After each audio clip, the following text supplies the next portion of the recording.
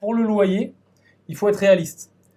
Vous ne devez jamais dépasser 30% de votre revenu en loyer. Et d'ailleurs, c'est souvent, quand on est propriétaire, ce qu'on demande aussi à nos locataires, d'avoir au moins 3 fois, donc 33,5, de revenus par rapport au loyer. Bah, c'est aussi ce que vous devez vous appliquer à vous, que ce soit le loyer si vous êtes locataire ou que ce soit la mensualité de prêt si vous êtes propriétaire. Ne dépassez jamais 30%. Pourquoi? Parce que si vous dépassez 30%, bah, vous êtes over-investi, entre guillemets, ou over-dépensé pour votre loyer.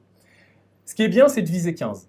Pourquoi? Bah parce que plus on va viser des dépenses mensuelles faibles, et plus forcément on va avoir de matière, et vous allez voir après qu'on va vous poser une équation magique qu'il va falloir écrire en lettres d'or carrément sur les murs, dans les toilettes, où vous voulez, qui est Y égale à X, qui vous mettra en lumière tout ça.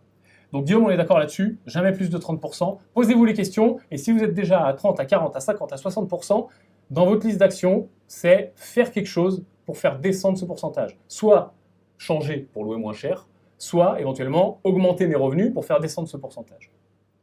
L'épargne mensuelle, c'est ce que vous mettez de côté